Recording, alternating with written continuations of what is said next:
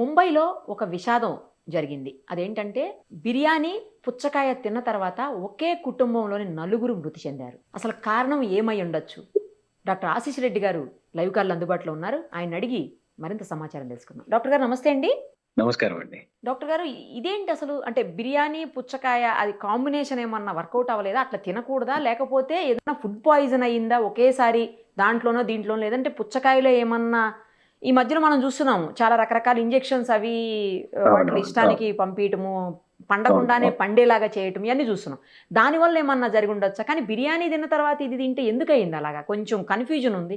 ఒక్కసారి యాహ్! చెప్పగలుగుతారా? సో, ఇది కోయిన్సిడెన్సే కానీ ఓకే. జనరల్లీ బిర్యానీ తిన్న తర్వాత వాటర్ మెలన్ తినడం వల్ల ఎటువంటి నష్టం లేదు. యాదృచ్ఛికమే కానీ అయితే ఇది. 100% యాదృచ్ఛికమే. కానీ ఓకే. ఇక్కడ జరిగిందేంటంటే, ఈ వాటర్ మెలన్‌లో ఐ థింక్ ఇప్పుడు ఇవన్నీ మీరన్నట్టు రైపెనింగ్ చేయడానికి హ్మ్. ఈ కాల్షియం కార్బైడ్ లాంటి సబ్స్టెన్సెస్ యూజ్ యెస్. చేస్తుంటారు యెస్. గదా! యెస్. సో, దానివల్ల అది ఇంకోటి కలరింగ్ ఏజెంట్స్ ఏస్తారు. అంటే ఇప్పుడు యాహ్! అది ఆ! ఆ! మనకి పుచ్చకాయ కూడా మంచి రెడ్‌గా కలర్‌ఫుల్‌గా కనిపియడానికి. కనిపించడానికి యెస్. యెస్. రెడ్‌గా లోపట్ల రెడ్ కనిపించేది అవును. కూడా మనము ఆ కెమికల్ యూజ్ చేస్తారు. హ్మ్. హ్మ్. సో, అయితే వీళ్ళకేమైంది వీళ్ళు నైట్ తీసుకున్నారు. నైట్ బిర్యానీ తిన్నారు. వీళ్ళతో పాటు చాలా మంది ఫ్యామిలీ మెంబర్స్ కూడా తిన్నారు డిన్నర్. నైట్ 1 తర్వాత వీళ్ళ ఫ్యామిలీ ఓన్లీ వాటర్ మెలన్ తీసుకున్నారు.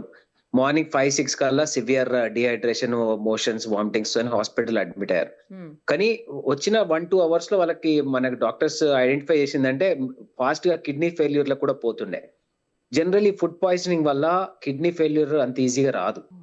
సో, దీంట్లో డెఫినైట్‌లీ ఏమైందంటే మనకి అది ఏదైతే మనం వాటర్ మెలన్ తిన్నారో, దాంట్లో వాళ్ళు డెఫినైట్‌లీ కెమికల్ కలిసింది. డెఫినైట్‌లీ దాంట్లో మనకి రైపెనింగ్ ఏజెంట్స్ గాని, లేకపోతే కలరింగ్ ఏజెంట్ గాని కలవడం వల్ల ఫాస్ట్‌గా నలుగురు ఫ్యామిలీ మెంబర్స్‌కి సివియర్‌గా రీనల్ ఫెయిల్యూర్‌లోకెళ్ళిపోయారు. అంటే కిడ్నీ ఫెయిల్యూర్‌కెళ్ళిపోయారు.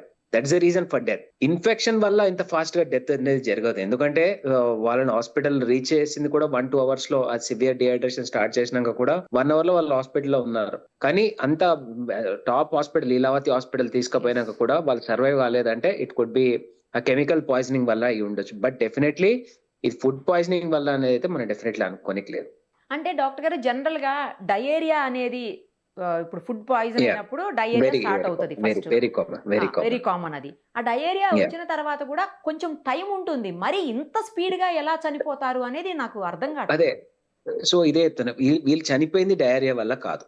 కాదు.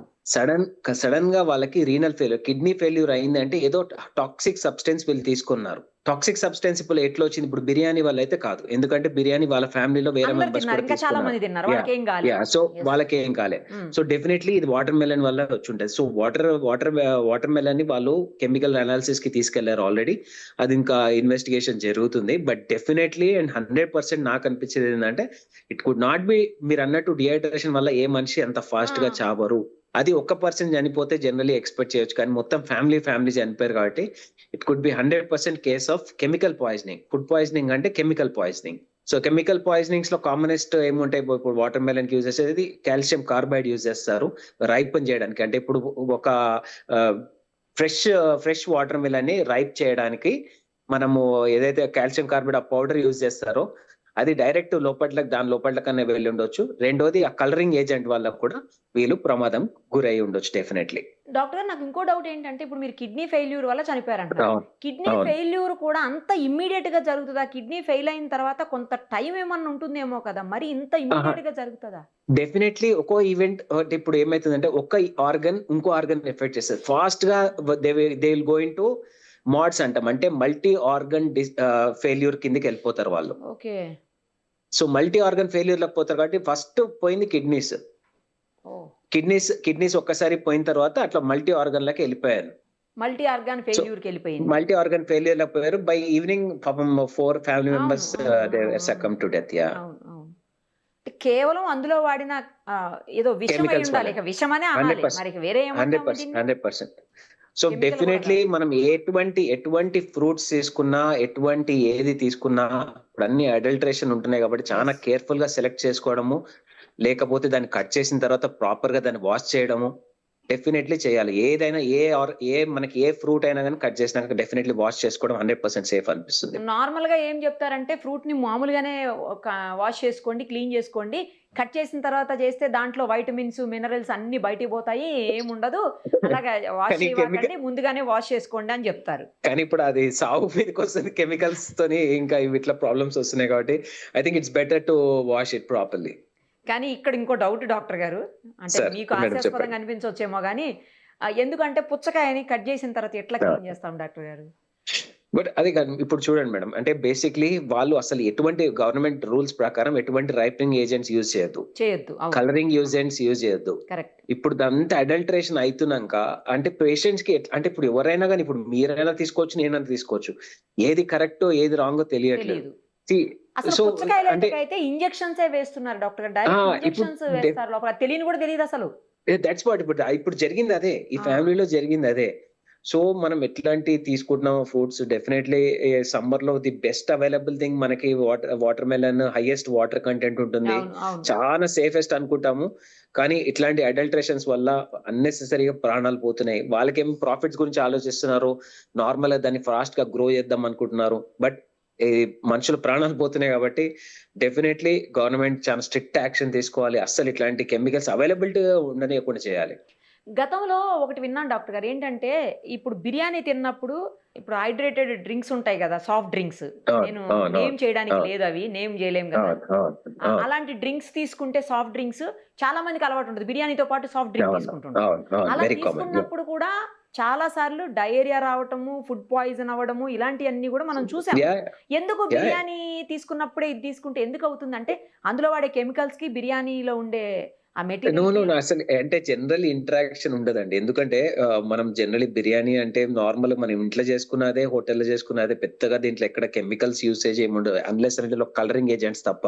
ఇప్పుడు జనరల్లీ ఇట్స్ అన్ కలరింగ్ ఏజెంట్‌తో అసోసియేషన్. పాటు అది గూడా కదా డాక్టర్ గారు. సాల్ట్ ఒకటి యూజ్ చేస్తారు దాంట్లో.